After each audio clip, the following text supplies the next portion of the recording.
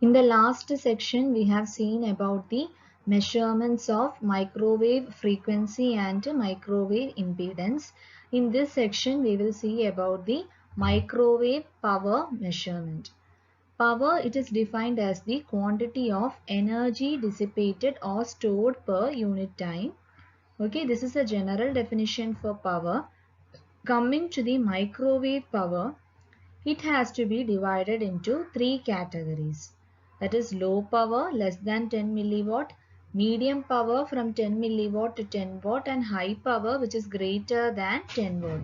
So depending upon the range of power only, we have to select the type of measurement. So we have to see which range of power we have to measure and then proceed for the measurements of microwave power. Now the things to be remembered while measuring the microwave power are the power which is measured inside the waveguide is invariant of the position. So wherever we are measuring the position of the waveguide, it is not important. It will be giving the same power, and the measured power is the average power. So depending upon the level of power, whether it is high level or low level only, it can be classified into three categories as seen. And the thing to be remembered is that the microwave power meter has got a power sensor which is converting the microwave power into heat energy. Okay, so it has a property that it is using a sensor and it converts the power to heat energy. So what happens? This rise in temperature will provide change in electrical parameter resulting in output current in low frequency circuits indicating power. So directly we cannot have the power meter to read the power directly. So what we do is that we employ a power sensor which gives the variation in heat corresponding to the change in power, and such we will come to know about the power level of the microwave signal. The most common sensor which we use for low power measurement of microwave is the bolometer sensor. This type of sensor, what we have to understand is they are temperature sensitive. Their resistance will change when the temperature changes. Okay, so the change in temperature result from converting of RF or the microwave energy into heat within the bolometric element. So within the bolometric element, if you are going to apply the microwave power which is to be measured, what will happen? There will be a change in resistance. Okay, so the change in resistance is going to indicate the microwave pressure which was applied. There are commonly two types of bolometer which can be used. One is a barometer and other one is the thermistor. Okay, so this is a barometer. It is a thin wire like a fuse. This will be like a ordinary fuse which is of a thin wire made of platinum or tungsten that has got a positive temperature coefficient of resistance. So this is a graph showing the resistance and x-axis represents the temperature. So this is the graph for the barometer. It is a positive temperature coefficient of resistance. Whereas you can see the other type of bolometer, thermistors, they are semiconductors with negative temperature coefficient. These are the thermistors employed which is having, you can see the graph, they are having negative temperature coefficient of resistance. So these types are commonly used in bolometer sensors. Now this is the, again we have indicated the resistance temperature graph separately for the barometer and the thermistor, and here is the indication of how the bolometer element is mounted inside a waveguide.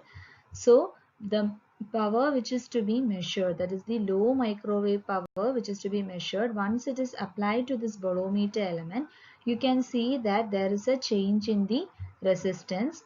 So this change in the resistance is going to give us the power which is applied.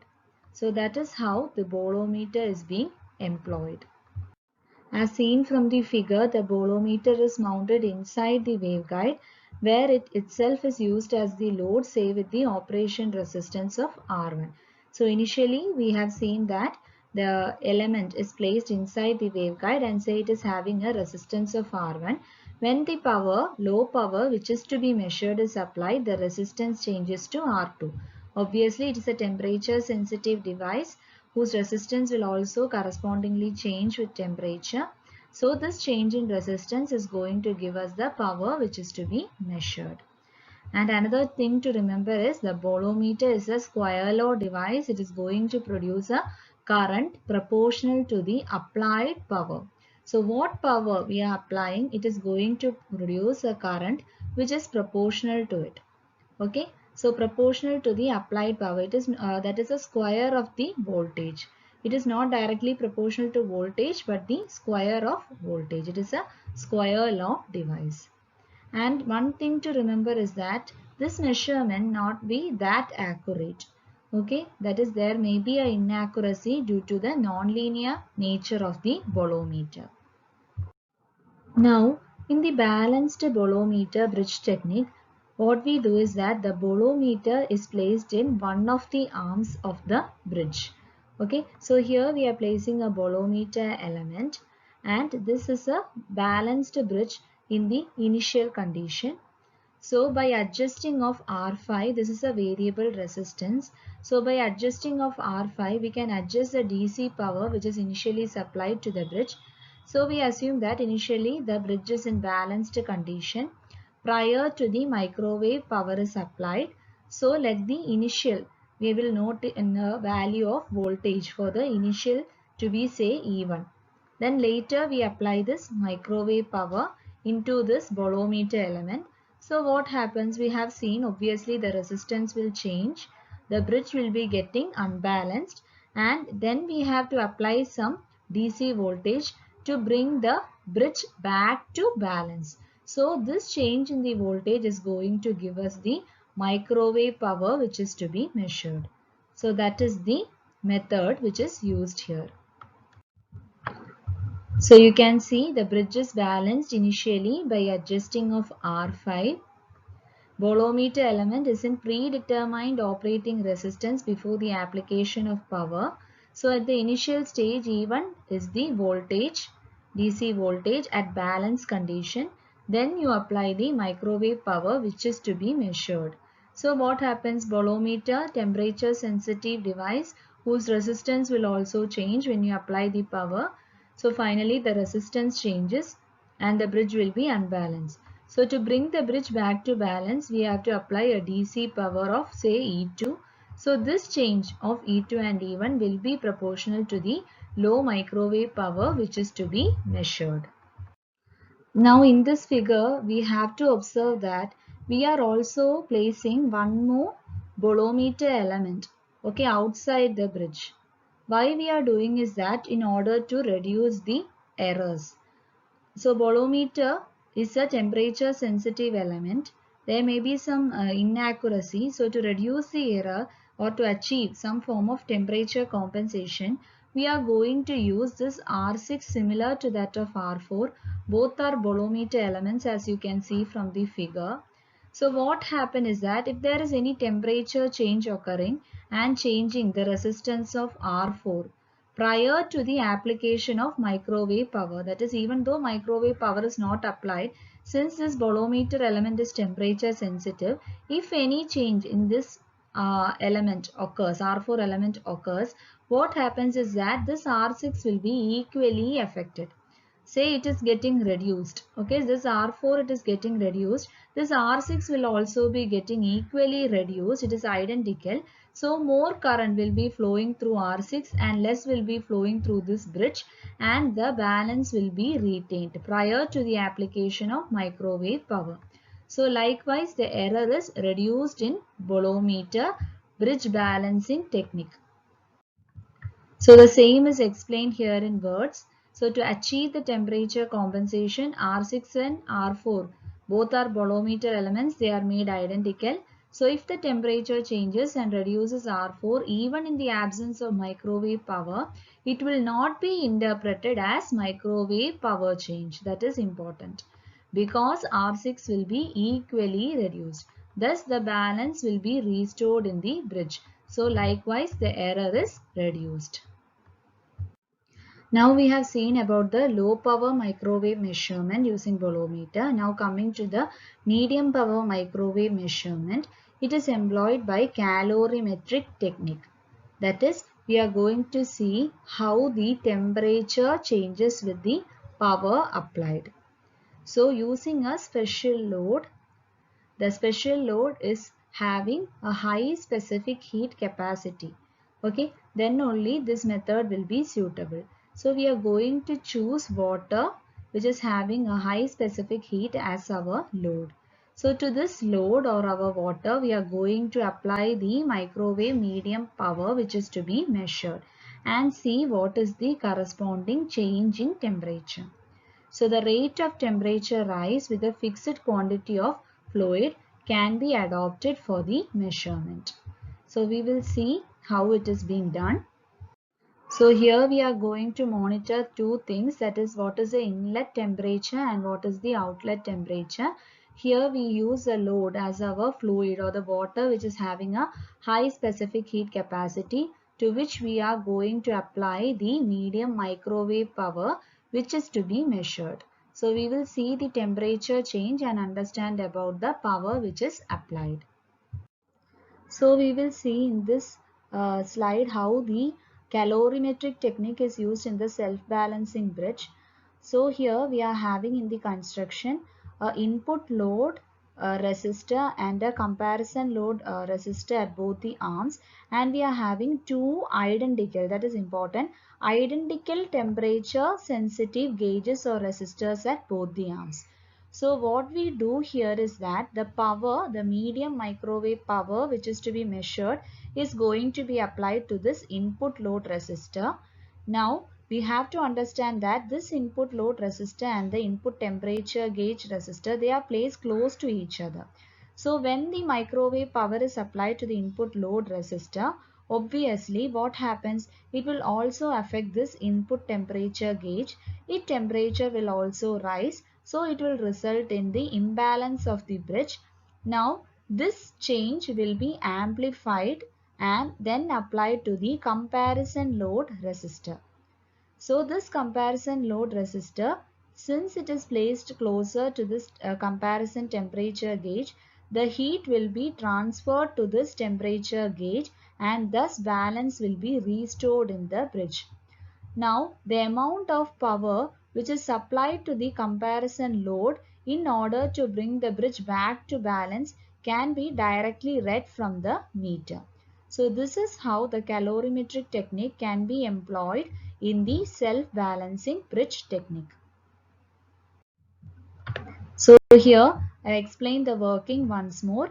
That is, the input load resistor senses the unknown input power. That is, to this input load resistor only we are giving the power which is to be measured, and the comparison head is associated with the comparison power. That is that we are having two arms in which the second arm is actually used for comparison. The input load power and the input temperature gauge are placed close to each other, so that the heat generated in input load resistor raises the temperature of the gauge, which will result in unbalancing of the bridge. So I have already explained the working, so I have written in sentences, you can go through it.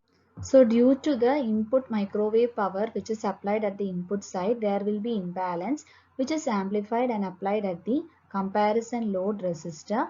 So which will also cause the heat to be transferred to the comparison gauge resistor, and the bridge will be finally rebalanced. And we have used a meter which is going to measure the amount of power which is supplied to the comparison load in order to rebalance the bridge. Now some other points which is to be noted here are, it is necessary that the two gauges characteristics should be matched, they should be identical, which is we are going to place in both the arms. The components can be immersed in the load. The error signal is amplified by an amplifier. We have seen that in a figure we have included an amplifier. So the signal which is causing the imbalance is amplified then applied to the second arm. And another thing is that the source and the meter is separated by means of a transformer which is forming the other arms of the bridge. So now we have seen a technique by which we can measure the low, medium, microwave power. Again we'll see the high power measurement. The high power microwave could be measured again by calorimetric technique. It can be a dry type calorimetric technique or a flow type calorimetric technique. In dry type calorimetric technique, normally it consists of coaxial cable. We all are familiar with what is a coaxial cable. It is filled with dielectric of high hysteresis losses. In this case, when we use a flow type calorimetric technique, which is going to use say circulating water, oil or any liquid which is a good absorber of microwaves. Okay, so we are going to employ here about the heat property of microwaves. Okay, so we are going to see the temperature change on the application of the microwave signal and then make a conclusion about the high power. Okay, so the fluid after flowing through the load experience a temperature rise due to microwave energy. So that is the principle which is employed here. See the temperature difference prior to the application of microwave signal and after the application of microwave signal. Note this temperature change and then make a conclusion of the measurement of the high power microwave. So this is a standard equation for the calorimetric technique which we are using for measurement of high power. P is the measured power in watts, R is the rate of flow, K is the specific heat and rho is the specific gravity. And this is the temperature difference. That is prior to the application of microwave and after the application of microwave. It is a temperature difference in degrees Celsius. So it may be noted that in the calorimetric measurements there will be what errors. Okay, heat loss can occur due to conduction loss, radiation loss. So it is not such accurate, but it can be an approximate method for measuring of high microwave powers. Okay, so inaccuracy may exist in this method. So in this section we have seen about the microwave power measurement. Based upon the range, we have classified it into three types and we have seen some methods by which we could measure the power.